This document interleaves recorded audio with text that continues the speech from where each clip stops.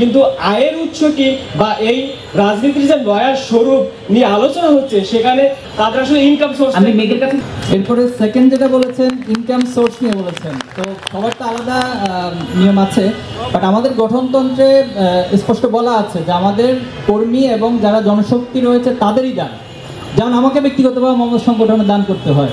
এখানে প্রশ্ন হচ্ছে যে আমি কি ইনকাম করি কিনা, বা আমাদের যারা ছাত্র আছে তারা ইনকাম করে কিনা। আমাদের একটা থিওরি আছে যে আমরা ইনকাম করি না কিন্তু খরচ করি, অর্থাৎ আমি যা খরচ করি খরচেরই একটা পার্সেন্টেজ এই সংগঠনে দান করে থাকি। পাশাপাশি হচ্ছে আমাদের যারা সাবেক রয়েছে, যারা বিভিন্ন প্রফেশনালিজম রয়েছে, তারা আমাদেরকে দান করে, মূলত সেখান থেকে আমরা আমাদের এই বিষয়গুলো করি।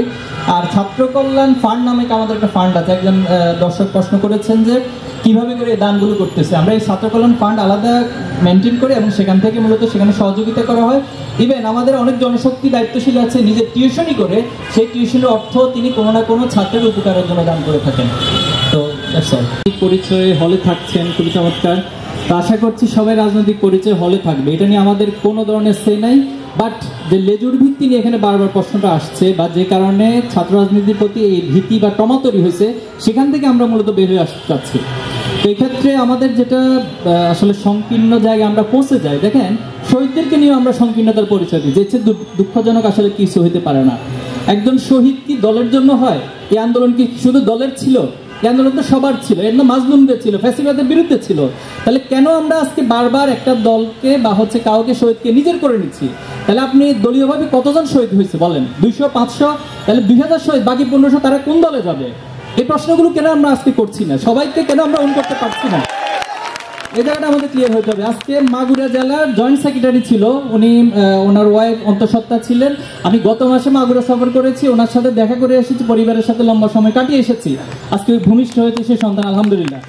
এই যে সবাইকে ওন করার মানসিকতা যদি না নিতে পারি, তাহলে আমাদেরকে আবার সে 71-এর যে পরিণতি, দলীয়ভাবে সবকিছু ওন করা, দলীয়ভাবে সব ক্রেডিট দাবি করা, তাহলে সেই পরিণতির দিকে 2400 যাবে। এই যে কিন্তু আমি সতর্ক থাকতে বলবো।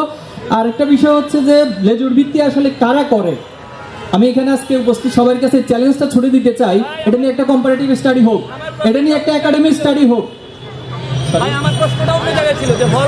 আমি আসছি প্লিজ, আমি আপনার পয়েন্টে আসতেছি। তো এই জায়গা থেকে হচ্ছে যে আমাদের সবাইকে ওন করা। এখন ছাত্র শিবির 14 জনের কমিটি গঠন করছে, আপনি হলেন 242 সম্ভবত, সেখান থেকে আবার 100 জন হচ্ছে আগে কোনোদিন ছাত্রদল করছে কিনা তাদের কোনো প্রমাণ নাই, এ ধরনের কমিটি গঠন করছে। এরপরে সেখান থেকে 17 থেকে 18 জন যাদের একবারে ডকুমেন্ট সহ তারা ছাত্রলীগের সাথে সম্পৃক্ত ছিল। এরপরে সেখান থেকে 5 জনকে আবার আপনি বহিষ্কার করতে বাধ্য হয়েছেন। তাহলে আপনি কোন ক্যাটাগরির এই 245 জন কমিটি গঠন করছেন আমাদের জানা নাই। বাট আমরা যেটা মূল পয়েন্টটা বুঝাতে চাচ্ছি যে ছাত্র শিবির 15 জন 20 জন কমিটি ফ্যাক্টর না, বাট সাধারণ ছাত্রদের হয়ে সবাইকে অন করে সবার হয়ে মূলত রাজনীতি করতে চায়, এটাই আমাদের আন্দোলন ক্রাউড ফান্ডিং এর মধ্য দিয়ে চলেছে। আর আরেকটা বিষয় হচ্ছে এখানে মানে একটা জিনিস আমাদের একটা জানা উচিত সবার। এখানে আমরা মনে করি কি, যেমন 2000 কম্বল দেওয়া এই ক্যাম্পাসের মধ্যে, এটার জন্য ব্যক্তিগত ফান্ডিং করতে হয়, কোনো প্রয়োজন নাই। প্রচুর মানুষ টাকা দিতে চায়। অতীতে যেটা হতো, যারা হচ্ছে কনভেনশনাল যে রাজনৈতিক দলগুলো ছিল, তারা হচ্ছে বিভিন্ন কোম্পানি থেকে, বিভিন্ন অর্গানাইজেশন থেকে টাকা এনে তারা খেয়ে ফেলতো। অনেকে আমরা যে কাজটা করছি এখন বৈষম্যবিরোধী ছাত্র আন্দোলন, আমরা জাস্ট ফরওয়ার্ড করছি, সার্ভিসটা ফরওয়ার্ড করে দিচ্ছি, এটা হচ্ছে 1 নম্বর বিষয়। এবং আমাদের পুরো আন্দোলনে আমাদের যে আর্থিক যেই আমরা ক্রাউড ফান্ডিংটা একদম স্বচ্ছ ছিল, আমাদের কিন্তু বিভিন্নভাবে ট্যাগ দেওয়ার চেষ্টা করা হয়েছে, কিন্তু এগুলো শুধুমাত্র হচ্ছে সাইবার বুলিং। দ্বিতীয়ত, আমার জায়গা থেকে, আমার ব্যক্তিগত জায়গায় আমি স্বাবলম্বী। একটা প্রোগ্রাম অ্যারেঞ্জ করা, একটা প্রোগ্রাম ম্যানেজ করা, 2-3 হাজার কম্বল দেওয়া, আমি ব্যক্তিগত জায়গা থেকে এই সক্ষমতা আমার রয়েছে। তো আমরা আসলে যাই করি মূলত গণচাঁদা বা আমাদের যেই সাবেক শুভানুধ্যায়ী বন্ধুপ্রতিম মানুষজন, তাদের কাছ থেকে ব্যক্তিগত সোর্স থেকে টাকা পয়সা তুলে কাজ করতে হবে।